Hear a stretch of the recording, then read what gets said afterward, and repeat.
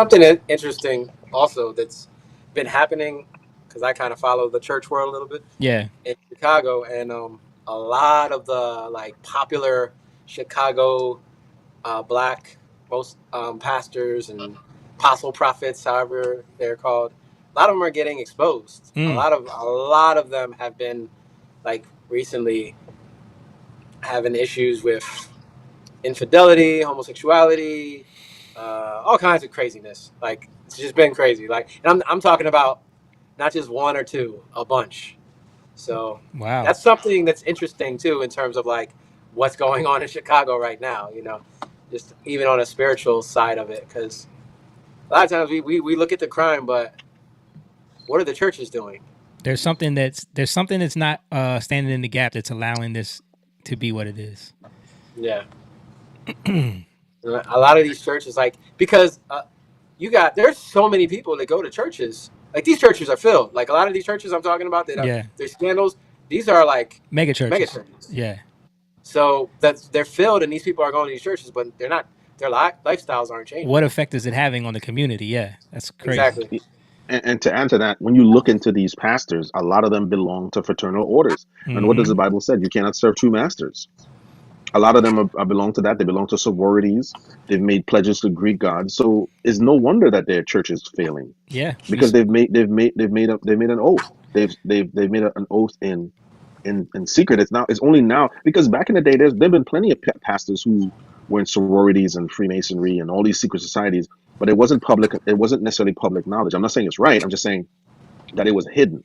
But now there's a form of bravery in it. Jamal Bryant brags about being a fraternity member, Yeah, we, and there's we another showed one, that when remember when Kamala Harris was running and they brought her into the church and right? all of the AKAs were like standing and applauding and it was like a whole big thing because she was an AKA. Like they Right. they wear that as a badge of honor, especially women too.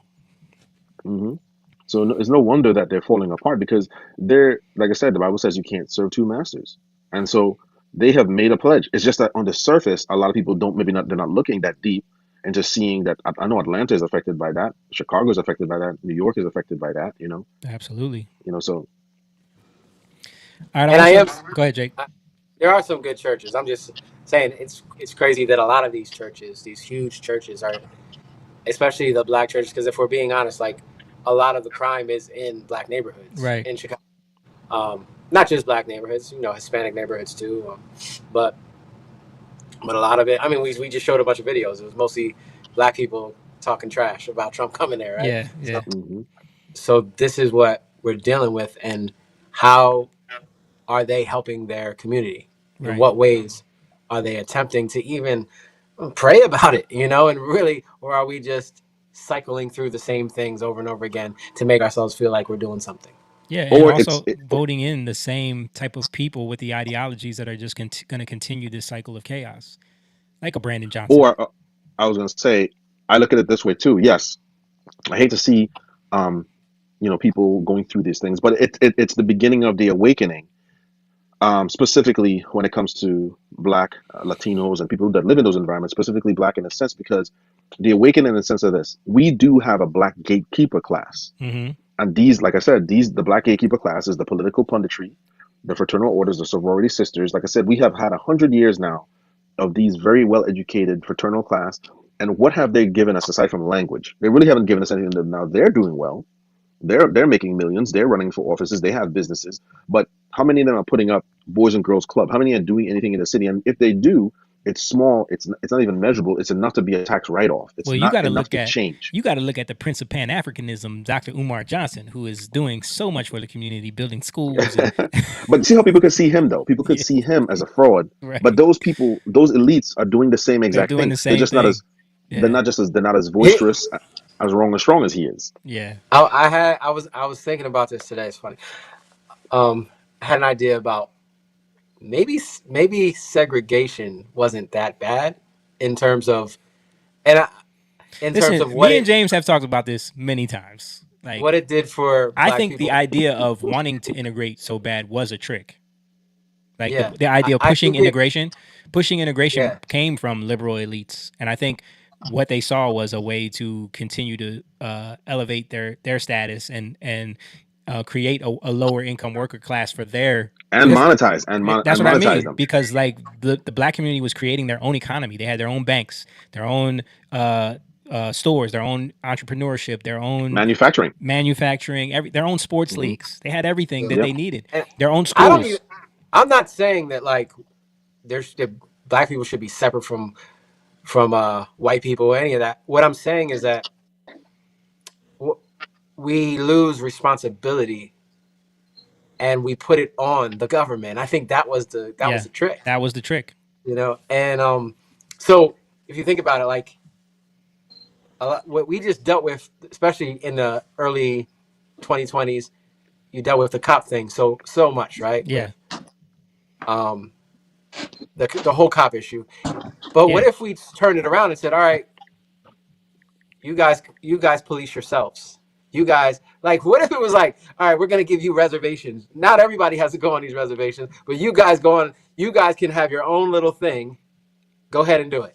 yeah. We talked about that last week though. But look at We did talk about that last week. yeah, Yeah, because look at but the what did they have? The Chop and the Chaz, like they had these other places, the autonomous zones or whatever in these different cities they tried to set up, and it was chaos. Like, come on, but let's it be real. gets right. But again, but what was that? That wasn't.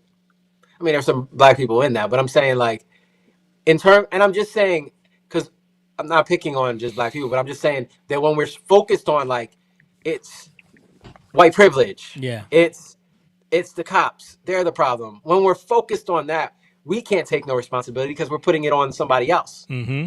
right? You can never say, okay, let's do it ourselves. And what segregation did, it kind of like made black people have to figure it out for themselves. Yeah. You know what I'm saying? And then with this whole integration thing that was kind of pushed, like even with the schools, you kind of have to you're looking to the government to fix everything, Right. and that's where we are as black people. Instead of like, you don't need the government to tell you who you are and to live a certain way. You continue to do that, and eventually people will see you for who you really are. You And I can't. think that. Go Go ahead. ahead. No, so I think that was happening. There's Tulsa, that Rosewood. There were places like that, but like I said, white elites, white liberal elites came along and began through the universities and sociology and these kind of think tanks started to push an ideology, and they basically co-opt the black educated, like Henry Minton, and he started the Boule in Philadelphia, Yeah. and Boule in is it Greek? I think it means to honor the king. So he was part of a gatekeeper class. That's what I was saying. So once fraternal orders and those sororities started to accept elite, at first it was the light skin, good hair thing, but then after that they started to adopt the celebrities. They started to adopt sort of political. So there was It there was was just a a concept. status.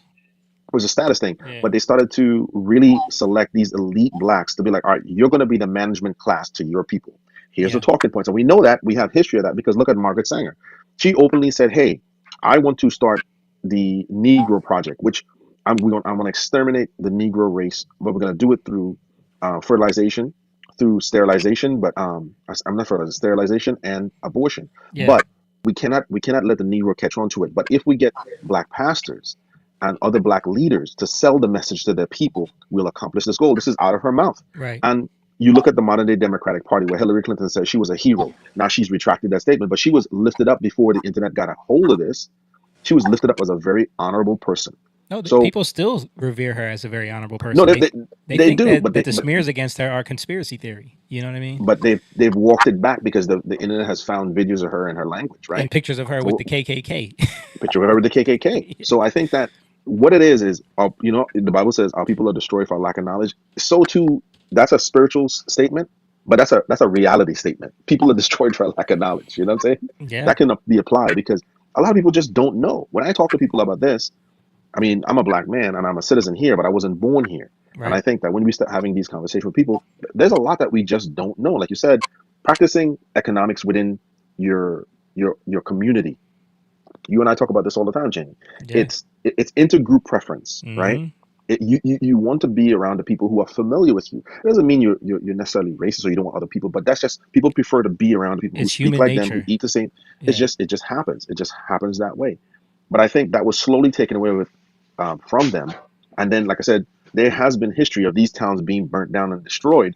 And so it was better for them to go ahead and integrate through universities, through these high paying jobs, starting their own. But then they started a form of, because there's segregation within the black community too. Do you have a college degree? What fraternal order do you belong to? That's a form of segregation too. And then they become the ruling class for the lower blacks who are uneducated, who are easily manipulated through emotion, and get them to do whatever they want.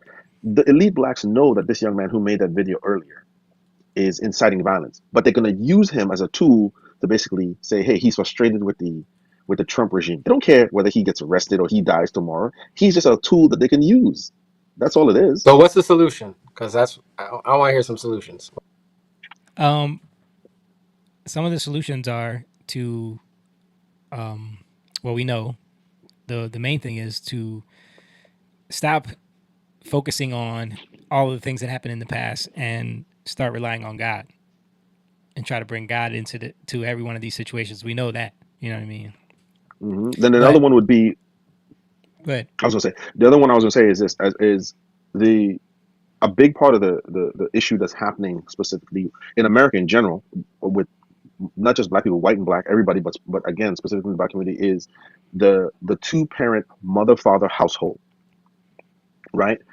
Where kids, that the idea, we had generations of people raised without a father in the home, without discipline. So these young men are emotional. So we need to start honoring marriage again. We need to start saying, hey, marriage and waiting and building a family, setting yourself up to win in legacy with your children. It's statistically, we have the statistics.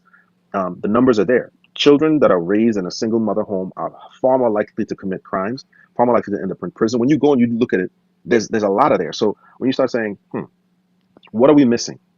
We're missing fathers in the home. We're not promoting marriage, and we're not promoting two parent homes nearly as much as we're promoting a culture of chaos. So I think, like Jamie said, understanding that we need to really start praying and honoring God, but at the same time, starting to honor the system that God created to build a family, which is a husband and wife, marriage, and having children under those things. You're going to be way better off.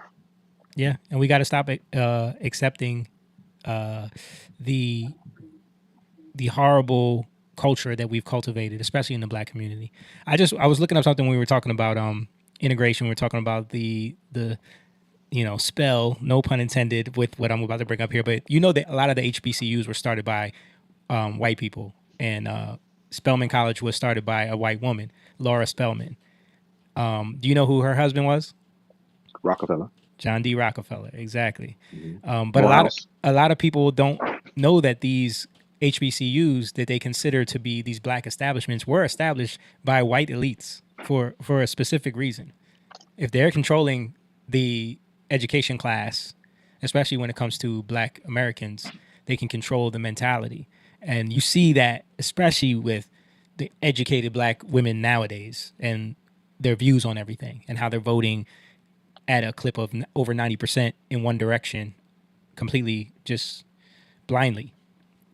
So I just wanted to point that out as well as part of what you were saying there, James.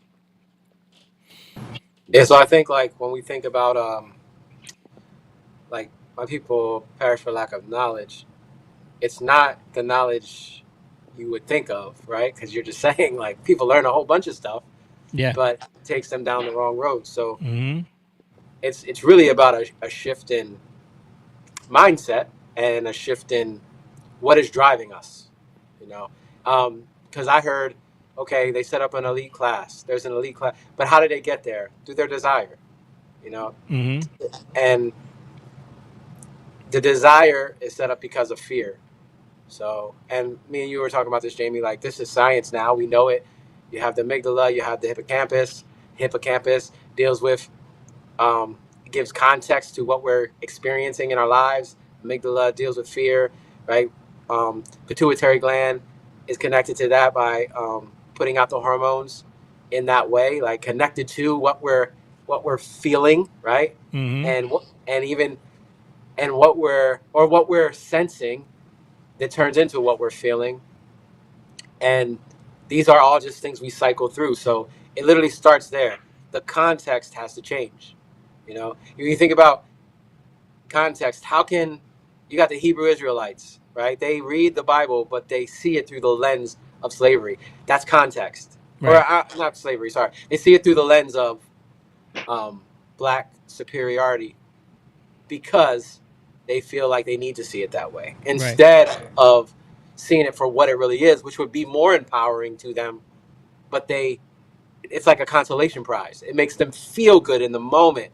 Just like when you tell somebody off, right? And if you notice, like, what are black Hebrew Israelites? They're on the street telling you off, right? Telling black people or Hispanic how they don't know who they are, and telling white people how they're the devil, Right. right? But they feel like they feel like they know, they feel like they got it all together, and they're fabricating. It's like all these words. They're fabricating a story, but when we receive God into these places, when we're like, I don't know what to do, but I know I need you. I Yeah. know there's an issue. I know there's a problem. I know I need you. So the simple thing is, all these places where we have trauma, we need to actually let God in. We need to actually let Jesus in, and then He reshapes our mentality. He reshapes our perception. He reshapes our feelings and how we reacted to things in the past. It totally changes. But obviously that takes time, and that sounds foolish to people in the world, right? People who Yeah. are going after what is going to puff them up, what is going to bring them to a place of stature, because that's kind of what we're all talking about, right?